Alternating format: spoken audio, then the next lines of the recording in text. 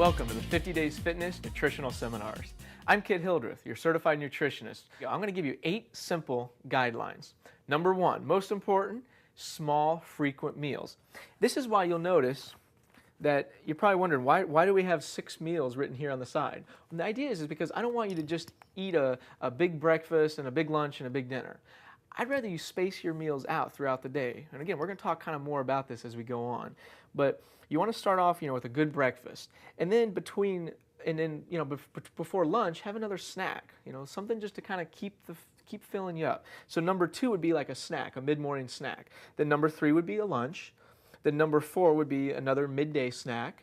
And then number 5 would be a dinner. And depending on what time you have dinner, or if you're real athletic, or depending on your personal self, you might have another meal, a 6th meal. Okay? So that's important to use those meals. So small, frequent meals. I like to say 5 to 6 a day, including the snacks.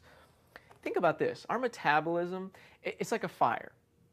You got to keep putting fuel in that fire. Think about a campfire, or a fire in your fireplace. Every time you throw a log on, it fuels it up, and it burns and it burns and it burns. Well, if you let it go for too long, eventually the fire is going to dwindle down. But all you have to do is throw another log on, and the fire comes back up. So think about that as your metabolism. You've always got to be throwing logs on that fire to keep that metabolism fired up. Remember, the more our metabolism is fired up, the more calories we're burning, the more fat that we're burning naturally. So very important, always have your metabolism fired up. So here's one of the best ways to help keep that metabolism fired up. I like to call it breakfast like a king, lunch like a queen, and dinner like a prince. And the idea is that you want to eat less of your calories at night and more in the morning. So think about this. 70% of our country eats 70% of the calories after 7 p.m. That's dangerous. Think about that. So we're eating most of our calories at nighttime, and then we're going to bed. So of course it's hard for our body to process all that, and that's why our body just tends to just store it as fat instead of using it as energy like it should be. So most important, don't skip breakfast. I can't say this enough. It's so important to not skip breakfast. I want to make sure, if I look at your book, I want to see breakfast filled in, okay? Number 1. Also, think about that again. Breakfast is like starting that fire over again. Remember I was talking about the campfire or the fireplace? If you let a fire burn all night, let's say you go to bed, you had a fire in the fireplace, and you wake up the next morning, there's still some little embers burning, and all you have to do is just throw a little kindling on and get that fire going again, right? That's if you're able to catch it first thing in the morning. And that's what breakfast is. It's like that kindling. It gets that fire burning again. But let's say you waited until lunchtime or the middle of the day and you go back to that fire, and that fire is completely burned out. Now what do you have to do? Now we have to start a whole new fire over. We have to put all new wood on. We have to start it from scratch and light a match or a lighter to get it going again. So think about that. That's how our metabolism is. So use breakfast as that way to get the fire started instantly, right there in the morning.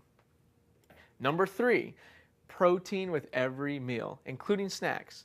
Again, this is very important. I'm very big on having protein with each meal. It helps to fuel that fire. Think about this. Protein is the building blocks of our body. It's what makes up our muscles and our skin and our hair. Everything that's physical in our body, for the most part, is made of protein. And we're always regenerating new cells. And so we always need more protein, new protein to help build these things. So I like to tell you, try to equal your carbohydrates with your protein with each meal. So for example, breakfast, let's say you might have a bagel, and that's 25 grams of carbohydrates, then I want you to have at least 25 grams of proteins. Maybe have some eggs or something else that would balance that out. Okay, so you're always getting kind of equal amounts. By the way, most sources of protein are healthy except high fatty meats. And we're going to talk more about that when we talk about protein in a couple of weeks. Number 4. Limit the fried and fast foods. Obviously this is very important because of the fatty content, and that's all I can say is it's fats and fats. They taste so good, but they're so bad for our body.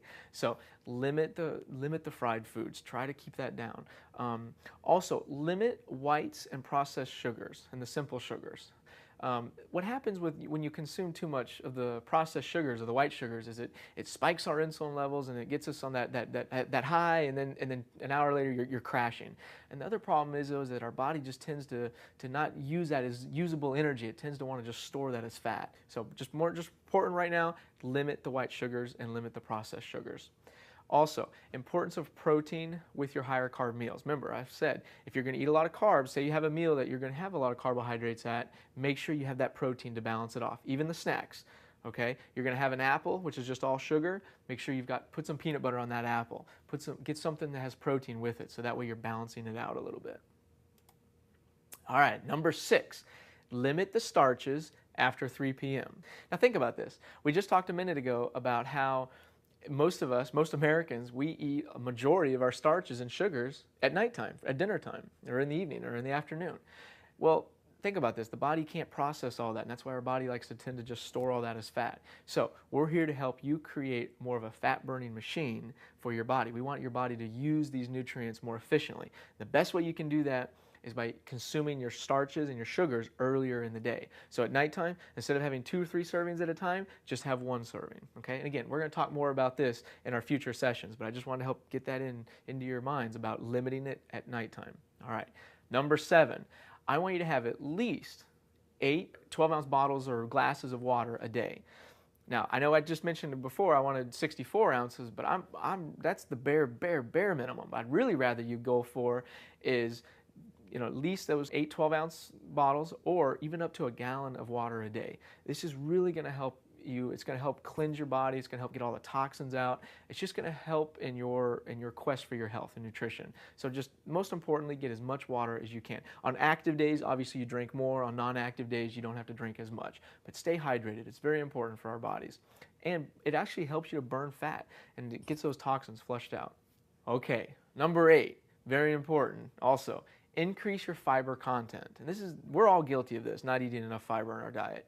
And it's so hard to, because so much of our diet today doesn't have that much fiber in it. So I want you to think about this. This is the one carbohydrate that we can't get enough of. I'd like you to try to get about 20 to 25 grams of fiber a day. Very important. Every day, that much fiber. Okay? Now, good sources of this are vegetables, nuts, some of the whole grain items that you'll see that are high in fiber, anything that's fortified with fiber. Just look for products that are high in fiber. Now, I'm really big into fiber, and one of the things is the importance of it in relation to our intestinal health. Every 9 seconds, someone dies from colon cancer. This has now become, colon cancer is actually now becoming equivalent to breast cancer in women under age 50 as one of the top killers. So this is so important, not just for men, but for women as well. You have to get enough fiber in your diet. Okay, now one of the most important things that I have my clients do before they start their nutritional program is I really encourage them to do a cleanse first. And I encourage you to do one as well. I think you'll find it as a great way to jumpstart your metabolism, and just a great way to set the stage for the next 50 days of weight loss and whatever your health goals may be. Now, if you're not familiar with a cleanse, let me share a few things with you. Think about this. Our intestines are 32 feet long, and they're all bunched up in our little bodies. That's a lot of space for food to get stuck in all those little nooks and crannies over time. So the idea is we want to just flush all that out. Clean the pipes out, get all those toxins out of you. That way your body will then be able to absorb the good nutrients, okay, better. And then the bad nutrients will just pass on through. Another thing that's important about a cleanse is to have one that has probiotics in it. Now, you may have heard about probiotics, especially lately. It's been on TV a lot, and a lot more food items are trying to put probiotics in them.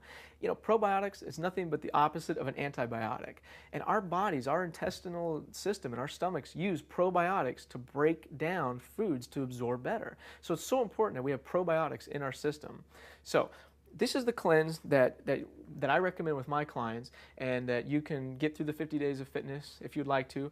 But what's important when looking at a cleanse is to find one that is gentle on the system. This is one that is not going to change your daily routine. You're not going to be running to the bathroom or anything like that. It's very gentle on the system.